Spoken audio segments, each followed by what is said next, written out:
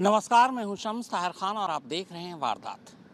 दूसरी शादी करने से पहले उसे पहली शादी करनी ज़रूरी थी, मगर दूसरी शादी के लिए वो इतनी उतावली थी कि मेहंदी के रंग उतरने का इंतज़ार भी नहीं किया और शादी के सिर्फ 15 दिन के अंदर ही अपने पति की सुपारी दे दी, और सुपारी भी पहली शादी से मिले मुंह दिखाई के उसी पैसे से। औरैया पुलिस की माने तो यहाँ पत्नी चाहती तो सीधे दूसरी शादी कर सकती थी अपने प्रेमी के साथ, लेकिन उसे प्रेमी के साथ साथ पैसे भी चाहिए थे।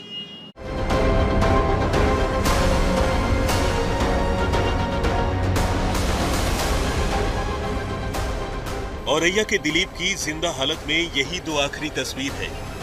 इत्तेफाक से दोनों ही तस्वीरें सीसीटीवी कैमरों में कैद हुई हैं। पहली तस्वीर सुजानपुरवा कस्बे की है, जहां एक हाइड्रा सड़क से गुजरती हुई दिख रही है। चूंकि दिलीप हाइड्रा की ड्राइविंग केबिन के अंदर बैठा है, उसकी तस्वीर साफ साफ नजर नहीं आ रही, लेकिन आखिरी बार उसी के इस हाइड्रा को ड्राइव करके ले जाने की बात सामने आई है, तो ये कह सकते हैं कि ये तस्वीर दिलीप की ही है। ये दिलीप की दूसरी तस्वीर है। मौका वारदात यानी गांव पलिया से चंद किलोमीटर के फासले पर मौजूद एक दुकान के सीसीटीवी कैमरे में कैद हुई है।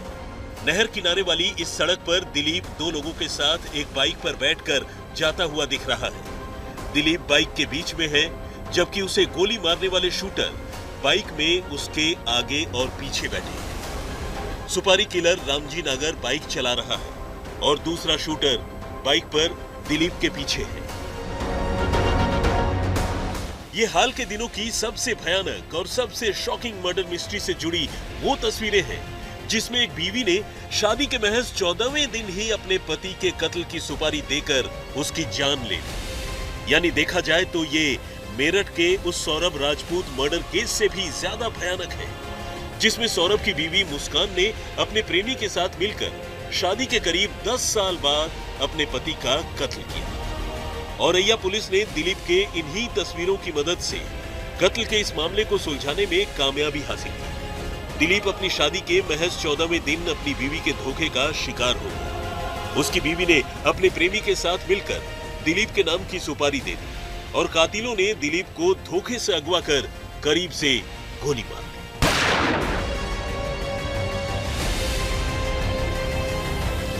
शादी के 14वें दिन दिलीप कामकाज के सिलसिले में अपने घर यानी गांव दिबियापुर से निकलकर सुजानपुरवा तक गया था।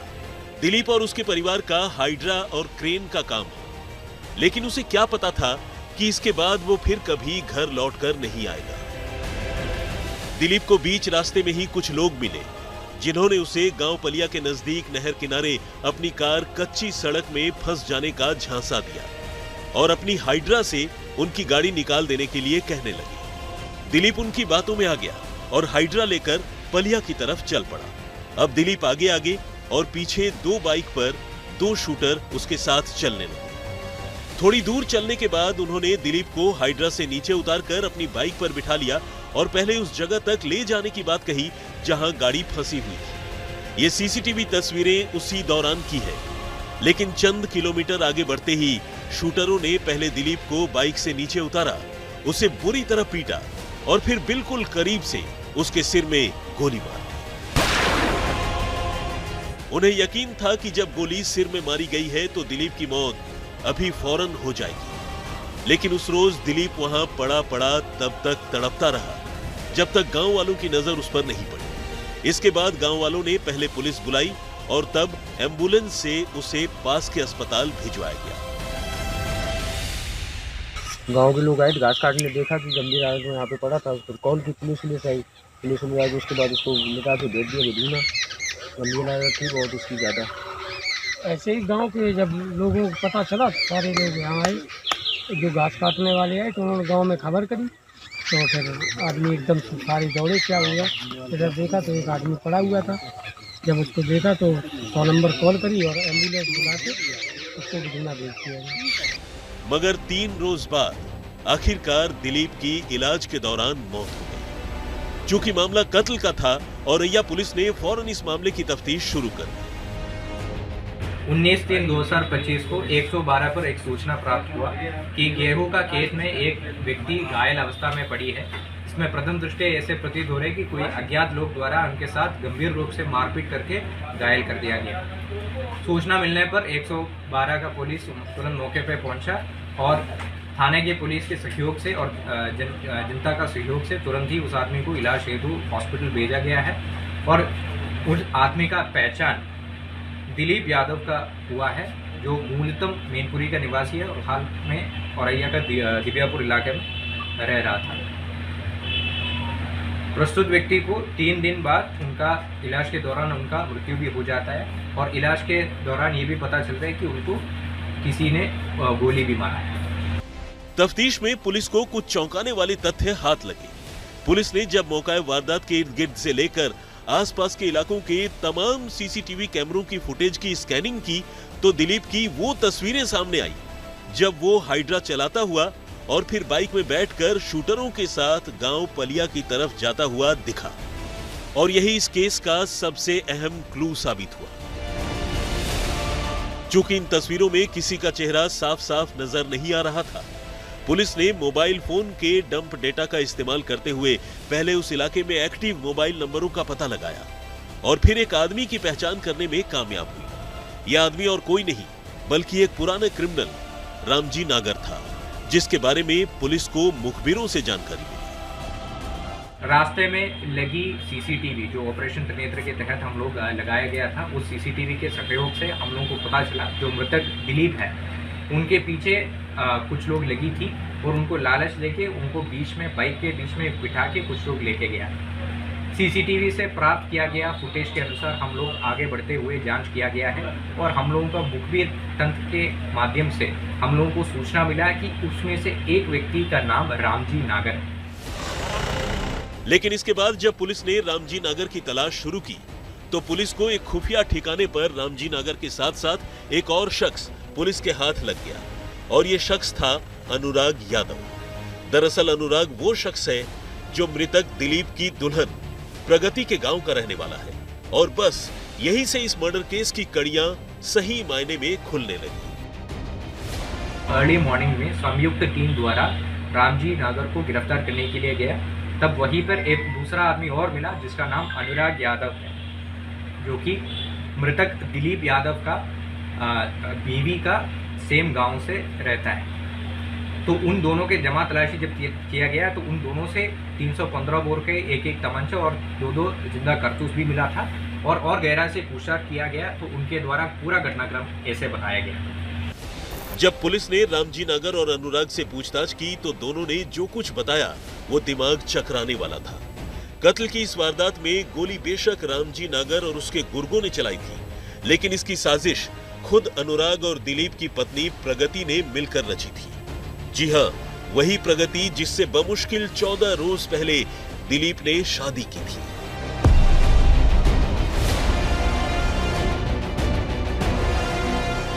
असल में एक ही गांव के रहने वाले अनुराग और प्रगति एक दूसरे से प्यार करते थे और आपस में शादी भी करना चाहते थे, लेकिन दोनों के घर वाले इस बात के लिए राजी नहीं थे। उधर प्रगति की बड़ी बहन की शादी दिलीप के बड़े भाई के साथ हुई थी। ऐसे में प्रगति के घर वालों ने उसका रिश्ता दिलीप के साथ ही कर दिया और दिलीप भी इस रिश्ते से काफी खुश था, क्योंकि जब भी वो अपने भाई के ससुराल यानी प्रगति के घर आता जाता था तब प्रगति उससे बहुत अच्छे से मिलती थी और दोनों के बीच अच्छे संबंध थे। ये जानकारी जो है, मेरी बड़ी बहन जो है उसी घर में बड़े भाई को संदीप के साथ शादी हुई थी और ये छोटा भाई जो दिलीप है, दिलीप और प्रगति काफ़ी दिनों से रिलेशन में थे, संपर्क में थे। दोनों लोगों के दोनों परिवार की रजामंदी और राजी से ये शादी हुई थी। हम लोगों ने बहुत हंसी खुशी से शादी की, दोनों परिवार खुश थे। लेकिन जो घटना घटित हुई है ये बहुत निंदनीय है। आखिरकार घर वालों की रजामंदी से दोनों की शादी तो हो गई, लेकिन प्रगति को अब अपने गांव के प्रेमी अनुराग से दूर होना खलने लगा। शादी के बाद भी दोनों की आपस में बातें होती रही और तब खुद प्रगति ने ही अपने प्रेमी अनुराग को दिलीप की हत्या का आइडिया दिया। पुलिस की माने तो प्रगति ने अनुराग को बताया था कि दिलीप के पास बहुत पैसा है और अगर वो दिलीप को रास्ते से हटा देते हैं तो वो बाकी की जिंदगी दिलीप के पैसों पर ही बहुत आराम से गुजार सकते हैं। और बस इसी के बाद प्रगति और अनुराग ने मिलकर कत्ल की ये भयानक साजिश रची। दिलीप यादव का शादी प्रगति यादव से हुआ विगत 5 तारीख को, यानी 5 मार्च 2025 को। अनुराग यादव और प्रगति यादव एक ही गांव का रहने वाला था और विगत 4 साल से गहरा प्रेम में था। आपसी संबंध घर वालों को भी पता था, परंतु इन लोगों के द्वारा शादी करने के लिए मंजूर नहीं किया और जबरदस्ती प्रगति को दिलीप यादव से शादी करवाया, जिसमें से बिल्कुल संतुष्ट नहीं था। प्रगति यादव द्वारा अपना प्रेमी अनुराग यादव को ये बताया था कि काफ़ी अमीर है दिलीप और अगर उनको हमारा रास्ता से हटाएंगे तो हम लोगों को बहुत अच्छा तरीके से साथ में जीवन जी सकता है। अब किसी का कत्ल करना था तो इसके लिए सुपारी भी देनी थी और सुपारी देने के लिए पैसों की भी दरकार थी। तो इसके लिए भी प्रगति ने ही सबसे पहले पैसों का इंतजाम किया। प्रगति ने शादी में मिली मुंह दिखाई की रकम से ही 1 लाख रुपए निकालकर उसे चुपके से अनुराग को दे दिया और अनुराग ने उन रुपयों में अपनी ओर से 1 लाख रुपए और मिलाए और सुपारी निकाल दी, जिसके तहत एडवांस के तौर पर रामजी नागर को 1 लाख रुपए दिए गए और नागर ने अपने गुर्गों के साथ मिलकर 19 मार्च को तय प्लान के मुताबिक पहले दिलीप को अगवा किया और फिर उसकी हत्या कर दी।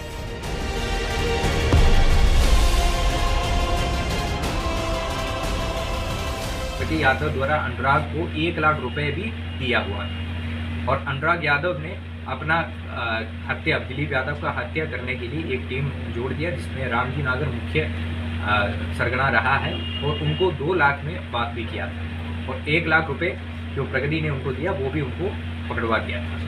इस घटना में 1-2 और अभियुक्त है जिसको पुलिस आइडेंटिफाई किया गया है। गोपनीयता के कारण उनका नाम अभी पब्लिक नहीं कर रहा है। फिलहाल पुलिस ने इस मामले में प्रगति और अनुराग के साथ साथ शूटर रामजी नागर को तो गिरफ्तार कर लिया है, लेकिन लोगों को दिलीप के लिए बहुत ज्यादा हमदर्दी है और सारे लोग प्रगति और अनुराग के लिए कड़ी सजा की मांग कर रहे हैं। यहाँ तक कि खुद प्रगति का भाई आलोक भी गुनहगारों के खिलाफ सख्त से सख्त कार्रवाई की मांग कर रहा है। ये और बात है कि अनुराग और प्रगति के रिश्तों के बारे में वो कुछ भी पता होने की बात से इनकार कर रहा है। अनुराग हमारे गांव का मूल निवासी है, जो पीपरपुर मौजा में उसका गांव हटियापुर पड़ता है। हमारे गांव में ही उनका मकान। क्या अनुराग पहले से प्रगति से मिलता जुलता था? इसकी कोई जानकारी नहीं थी। इसका मिलना या बातचीत करना इस बारे में हमारे घर को या मेरे परिवार में किसी को जानकारी नहीं। गांव के तमाम लोग ये बताते हैं कि अनुराग और प्रगति पहले से ही एक दूसरे के साथ रिलेशन में थे और ये बात सबको पता थी। गांव के लोग बताते हैं कि प्रगति ने एक बार अनुराग से प्यार के चक्कर में अपने हाथ की नसें भी काट ली थी और तब उसे किसी तरह बचाया गया था। यानी अब तक की छानबीन से ये बात साफ हुई है कि एक तरफ प्रगति अनुराग से प्यार करती थी और दूसरी तरफ वो दिलीप के साथ भी प्यार का दिखावा कर रही थी। तभी दिलीप भी प्रगति से शादी करके काफी खुश था, लेकिन आखिरकार प्रगति ने डबल क्रॉस किया और अनुराग के साथ मिलकर दिलीप की जान ले ली। सूर्या शर्मा, औरैया, आज तक। मुस्कान और साहिल का एक नया वीडियो सामने आया। यह वीडियो सौरभ के कत्ल के कुछ दिन बाद का है। इस वीडियो को देखकर ऐसा लगता ही नहीं है कि मुस्कान अपने पति को मारकर और ड्रम में बंद कर यहाँ आई है।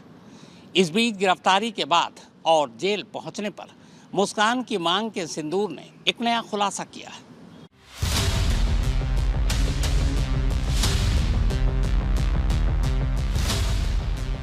मेरठ की मुस्कान और उसका बॉयफ्रेंड साहिल सौरभ मर्डर केस में सलाखों के पीछे पहुंच चुके हैं, लेकिन दोनों की करतूतों का कच्चा चिट्ठा सामने आना बंद नहीं हो रहा। अब पता चला है कि मुस्कान और साहिल पहले सौरभ की लाश को एक सूटकेस में भरकर ठिकाने लगाने की प्लानिंग कर रहे थे, लेकिन इसमें नाकाम रहने के बाद उन्होंने ड्रम वाला आइडिया आजमाया। पुलिस को सौरभ के घर से कई दूसरे सबूतों के साथ साथ एक खून लगा सूटकेस भी मिला, जिसके बाद ये शक पैदा हुआ। उधर जानकारी के मुताबिक अपने पति सौरभ का कत्ल करने के बाद मुस्कान ने बॉयफ्रेंड साहिल से हिमाचल प्रदेश में जाकर एक मंदिर में शादी कर ली थी और यहीं उन्होंने नशे में धुत होकर कई दिनों तक जबरदस्त मस्ती की। अब शक है कि मुस्कान साहिल से प्रेग्नेंट है, जिसके चलते जेल प्रशासन मुस्कान का प्रेगनेंसी टेस्ट करवा सकता है।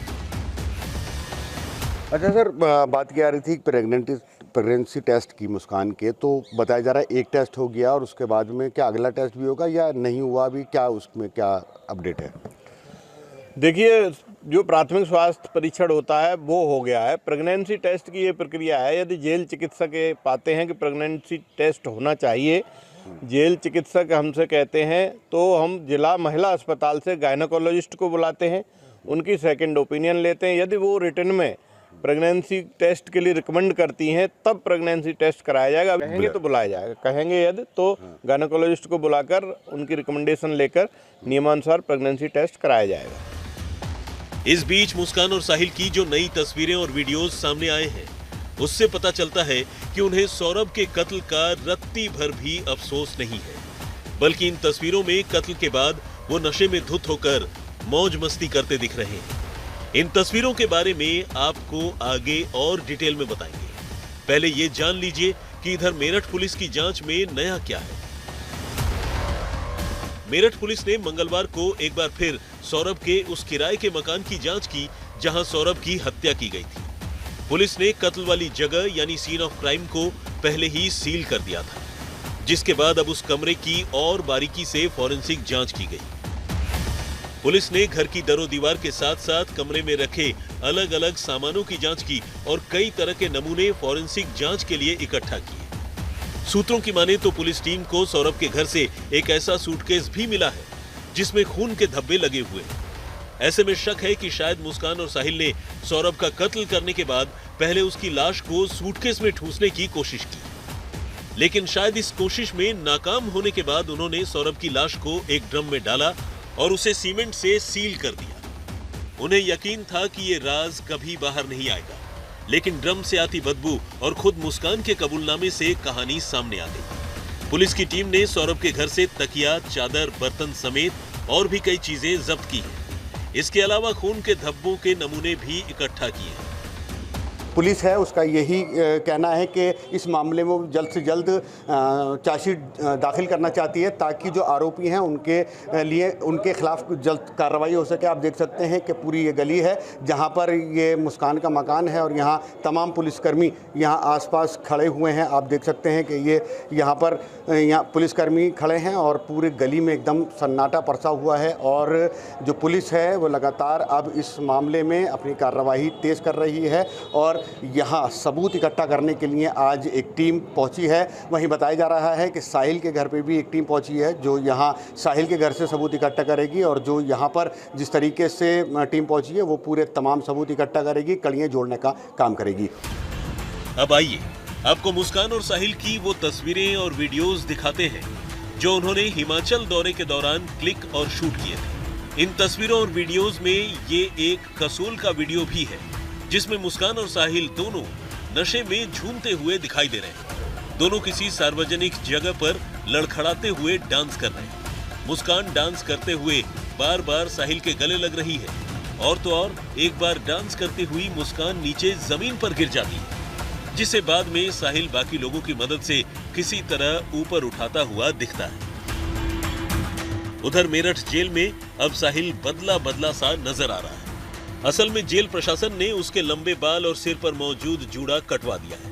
जेल की नियमावली के मुताबिक किसी भी कैदी को जरूरत से ज्यादा लंबे बाल रखने की इजाजत नहीं है। हालांकि जेल प्रशासन का कहना है कि साहिल खुद भी अपने लंबे बाल कटवा देना चाहता था और उसकी इच्छा के मुताबिक उसके बाल बिल्कुल छोटे कर दिए गए। बुधवार को साहिल की नानी उससे मिलने मेरठ जेल पहुंची थी, जहां उन्होंने कहा कि उन्हें अपनी नाती से ज्यादा सौरभ का अफसोस है जिसका मुस्कान और साहिल ने कत्ल कर दिया। याद आ रही थी साहिल की? हाँ। अच्छा, क्यों मिलने आई हो, क्या कहना बताओ? कहना कुछ नहीं है, मिल जाऊं, कुछ कहेगा वो है वो नंगा है, कपड़े उपड़े दे जाऊंगी और क्या हो, कुछ नहीं। आप कह रही थी ना कि मैं उसके साथ नहीं हूँ लेकिन मैं मिलने आई हूँ। बस मैं ये नहीं कह रही साथ नहीं हूँ या क्या है, ये मुझे कुछ नहीं पता, मिलने आई हूँ। साथ का कोई वो ही नहीं है काके में, तो थोड़ा सा ये है। इसने गलत किया सही किया तुम बताओ। नहीं, तुम्हें यकीन नहीं होगा। नहीं, मुझे यकीन है। हाँ। अपने साहिल से ज्यादा उस लड़के का दुख है बहुत। सूर्य नारायण मेरे आगे हैं, झूठ नहीं है, उसका बहुत दुख है जो हुआ उसके साथ, अति हुई बस। इससे पहले जेल पहुंचने के बाद साहिल और मुस्कान दोनों ने एक साथ रहने की जिद पकड़ ली थी, लेकिन जेल अधिकारियों ने इसकी इजाजत नहीं दी। हालांकि जेल प्रशासन से जुड़े सूत्रों ने ये जरूर कहा कि अगर दोनों एक दूसरे के साथ शादीशुदा होने का कोई प्रमाण पेश करते हैं तो उन्हें नियम के मुताबिक जेल में कभी कभार मिलने जरूर दिया जाएगा, लेकिन साथ रहने की इजाजत फिर भी नहीं होगी। देखिए, जेल मैनुअल के अनुसार जेल के अंदर केवल तभी मुलाकात हो सकती है या तो वो रक्त से संबंधित हैं, जैसे बाप बेटी, माँ बेटा या पति पत्नी के रिश्ते से संबंधित है। ऐसा कोई साक्ष्य इन्होंने अभी तक नहीं दिया है कि इन लोगों की शादी हुई हो।